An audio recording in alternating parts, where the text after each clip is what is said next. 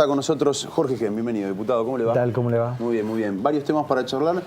La provincia de Santa Fe, después de un largo proceso, de escuchar muchas voces, organizaciones, reclamos, avanzó en una legislación que en su momento nosotros consideramos, como tantos otros santafesinos, de avanzada a nivel mundial. Tenía que ver con inclusive la producción de aceite de cannabis con el LIF, con el Laboratorio Industrial Farmacéutico, con el LEM en la provincia de Santa Fe, pudiendo aprovechar esas cuestiones. Ha pasado ya bastante de que la legislatura lo aprobó, hasta no poder producirlo desde el propio Laboratorio Industrial de la provincia de Santa Fe. Lo que solicitaron desde el gobierno de la provincia es a Nación que autorice a importar de Uruguay. Y seguimos esperando, digamos. ¿De qué sirve por ahí una legislación cuando no llegan las autorizaciones, todo se demora? ¿Cómo está la situación? Sí, y sobre todo, ¿qué respuesta le damos a las madres que han comprobado que con el uso de este aceite le han bajado, por ejemplo, en el caso de las epilepsias, la cantidad de convulsiones? De esto estamos hablando, de esto estamos hablando.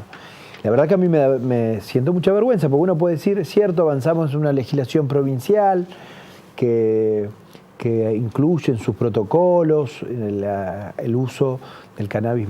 Primero, estamos hablando de cannabis, perdónenme, ¿me permiten? Sí. De uso medicinal.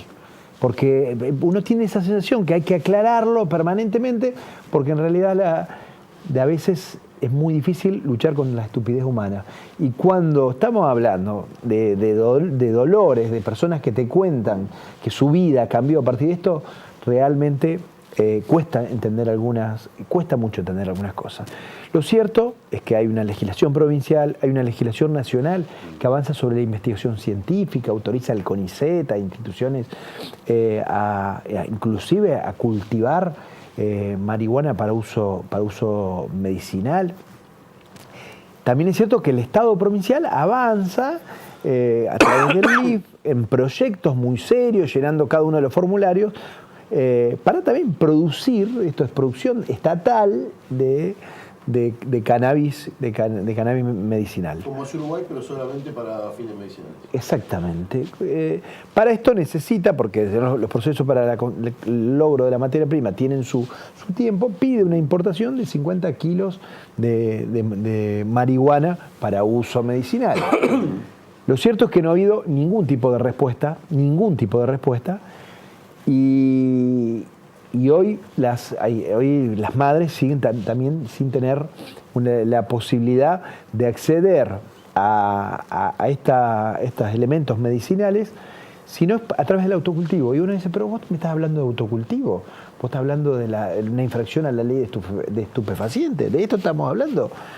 Porque la verdad porque además en muchos casos cada cannabis, me lo explicaban, técnicamente se puede, según la forma de elaboración, que en muchos casos es artesanal, están directamente relacionados con diferentes patologías. Estamos hablando de evidencia científica. Digo esto, no...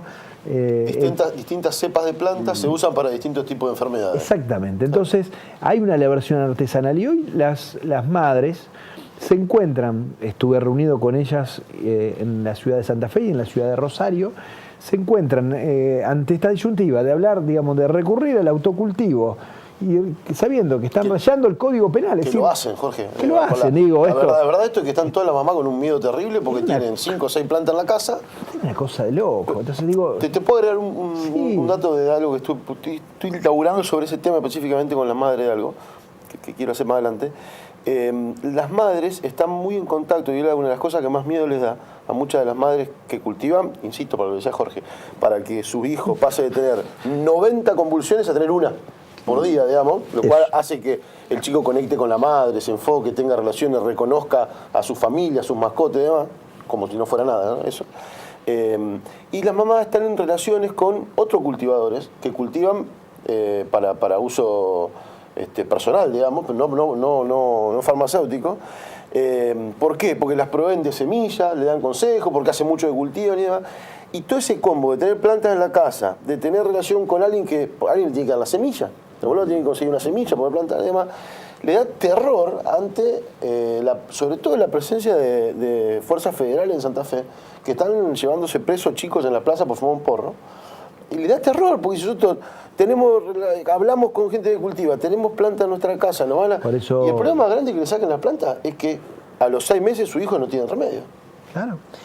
Por eso yo soy escéptico de que pueda haber una respuesta de este gobierno nacional, ¿no? Ojalá uno pueda estar equivocado, pero además también hay negocios, los negocios farmacéuticos existen, la importación de un cannabis que además es muy particular, es para un tipo de epilepsia, el aceite de Charlotte que proviene de California, no le da respuesta. Y esto es o falta de voluntad o falta de capacidad política para ponerse este tema al hombro por estos prejuicios de decir, bueno, estamos hablando de cannabis, estás queriendo vender droga para el consumo. ¿Cómo valoran el modelo uruguayo? Teniendo en cuenta de que vos estás pidiendo de que activen la importación de cannabis de Uruguay, de marihuana de Uruguay. Sí. ¿Cómo evalúan el modelo? Esto hablo a nivel personal, ¿no? Digo, primero sacarlo del tema, esto vuelvo a repetir, es uso medicinal y estamos hablando de que hay evidencia científica de que le da respuesta y que no hoy por hoy no tienen el tema solucionado. Y que no deja de ser perverso que el Estado, que no ayuda, que no se compromete, porque el Estado somos todos, güey. No, yo soy diputado provincial, la gente, vos sentís vergüenza frente a este caso. Yo no tengo ningún problema en acompañarlos, en ayudarlos con un amparo, se los dije, e ir a tribunales con este tema para trabajar el tema del autocultivo, digamos, ¿no? Para uso medicinal. Y después, digo, ojalá programas como estos ayuden a tomar conciencia de lo que hablamos. Jorge, ¿del decomiso no se puede sacar? ¿Cómo? De los decomisos de drogas. ¿No se puede utilizar esa droga que decomisa la policía o demás? Al principio no. No te sabes qué procedencia tiene, no importa, qué pero, proceso obtuvo. Pero las plantas no sirve porque está con un componente químico ya. Lo que viene compactado. Claro. No, pero también puede haber tenido algún crecimiento acompañado de componentes químicos. ¿Secuestro de plantas? Claro. Sí, pero ¿cuántas secuestros de plantas? No, pero además creo que la ley nacional no veo que lo haya no, permitido. seguro, permitido. Pero digo, al margen de esto, porque no quiero obviar la pregunta de Rodrigo, pero me parece que digamos, es importante aclarar que estamos hablando de otra cosa. Creo que hay que dar una discusión de fondo en estos temas, ¿no? Sin hipocresía, ¿no? Como algunos otros que han estado... Y yo no quiero evitar pronunciarme, por más polémico que sean algunos de estos temas, porque lo pienso así, digamos, ¿no? Y lo digo con absoluta honestidad intelectual.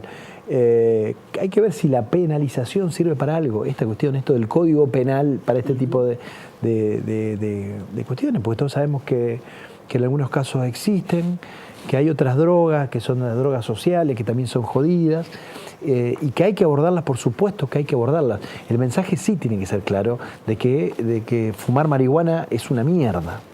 Claramente.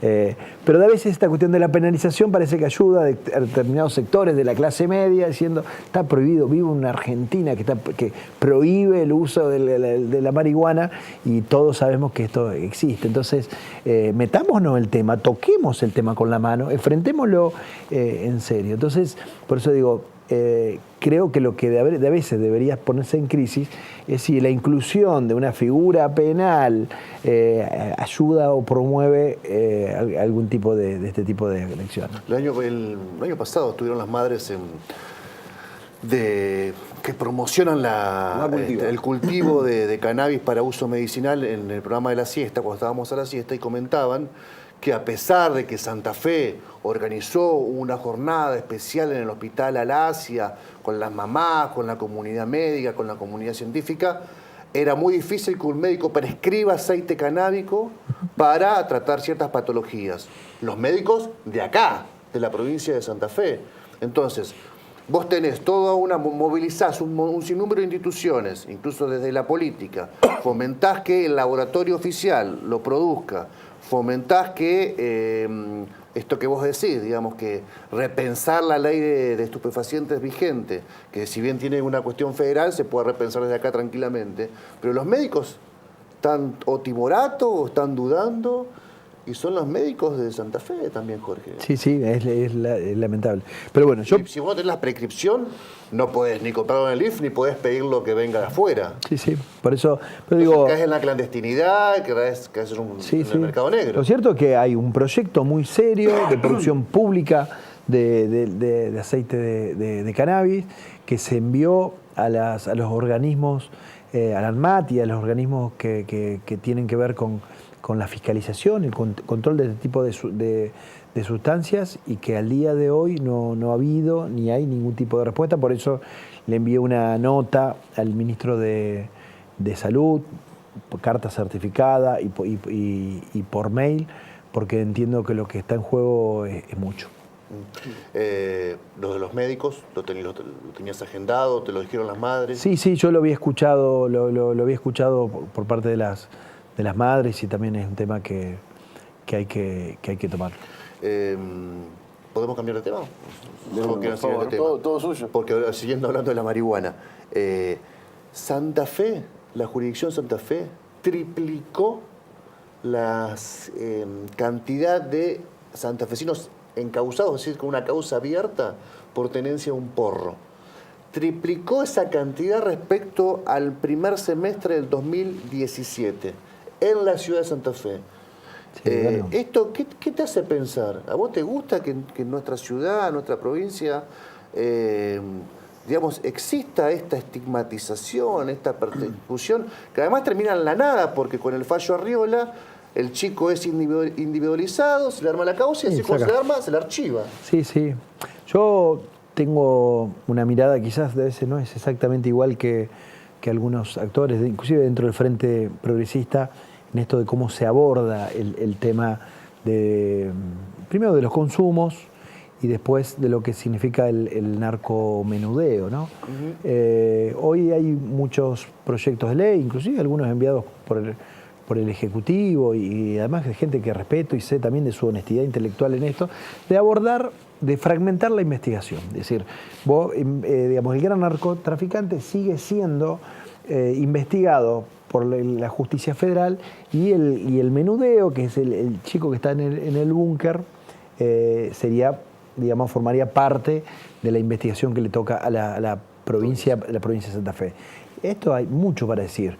Primero, todavía sigue habiendo 144 fiscales, quizás algunos más, y tenemos nuevas competencias, tenemos faltas que va a ser faltas menores, y algunas otras más de las cuales se tiene que hacer cargo la justicia de la provincia. Pero además dicen algunos que cuando vos fragmentás la investigación, terminás favoreciendo o garantizando la impunidad del gran narcotraficante, que generalmente termina cayendo por cuestiones menores que hacen a la venta del menudeo, dilaciones, cosas que... y además está esta cuestión de la estigmatización de los chicos del búnker. Un chico, y yo sé que esto es polémico. No estamos hablando del chico en el búnker. Estamos hablando de un chico en una plaza. Claro, bueno, está bien. Una chica bueno, que viene en bici y... No, pero también te quiero decir, del chico, inclusive el chico es una víctima. Y esto es polémico. Ese chico que está en el búnker es una víctima y no un victimario. Es el material fungible del gran claro, elefante narco. Pero totalmente. Estamos hablando de un consumidor en este caso.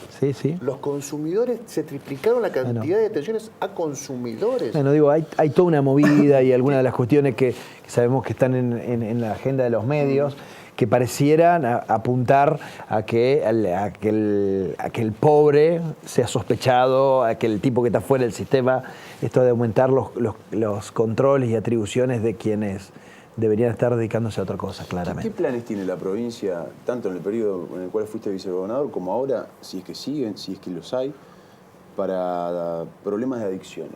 Para jóvenes que tienen problemas de adicciones, porque otra cuestión fundamental tiene que ver con eso. Es decir, si nos la pasamos hablando del narcomenudeo, del tipo que lleva un porro o consume otras drogas, pero la pregunta es, ¿qué hacemos con la gente que tiene un problema de adicciones? Bueno, hoy hay toda una mirada que está relacionada del abordaje de la demanda de la droga y no de la oferta, que me parece muy bien.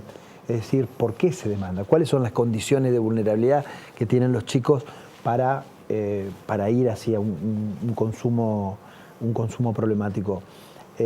Hay toda una ley de salud mental, una ley nacional, que nosotros en su momento la defendíamos como positiva, que tiende a evitar el encierro, el loco, digamos, el tipo que consume, y de trabajar articuladamente en, digamos, el centro de salud, por un lado, el efector de educación.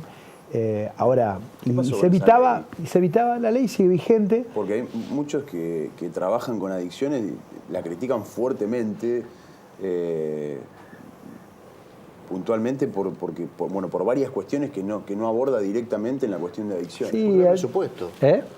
Porque propone desmanicomializar quitar el manicomio al paciente y no hay ¿Y presupuesto. qué hacemos con el paciente? Bueno, por eso, hay mucho por hacer. Yo lo reconozco que es un tema que todavía... a ver, este es un problema que me acuerdo de un caso en Villa del Parque. Un caso de una chica que consumía cocaína.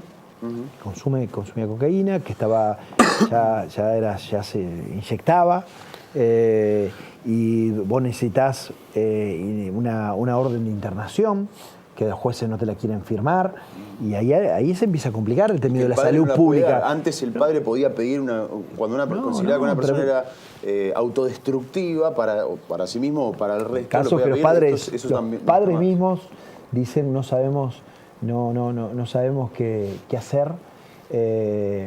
Lógicamente, la ley de salud mental, con esto de evitar el manicomio, también miraba en forma disvaliosa lo que eran las granjas que abordaban este tipo de problemáticas, pero es cierto de que este paradigma de la articulación con el centro de salud, con el centro de a veces no alcanza, hay que tener algunos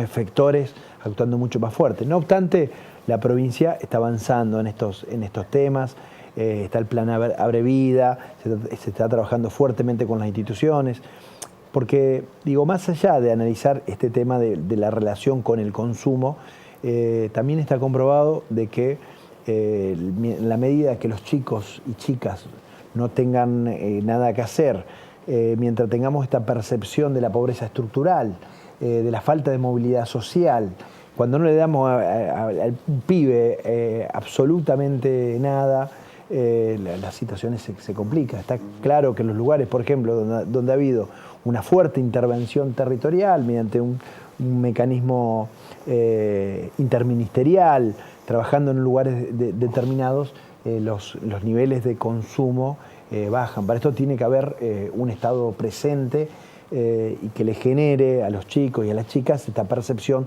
de que el futuro no es una amenaza, que muy por lo contrario, que hay muchas cosas por hacer y que si haces las cosas de una manera determinada te va a ir mejor. Fíjate que la estructura, el ADN del delito en la provincia de Santa Fe en los últimos tiempos, tanto la víctima como el victimario, porque esto en este sentido es muy igualitario, es un chico de 18 a 25 años, 18 a 27 años, son peleas interpersonales, digamos, es decir, que hay un conocimiento previo, uso de armas, 80% de uso de armas, y donde la bala puede caer absolutamente para cualquier lado. Entonces, me parece que hay que focalizar fuertemente en cuál es la oferta que se le da a esta franja etaria.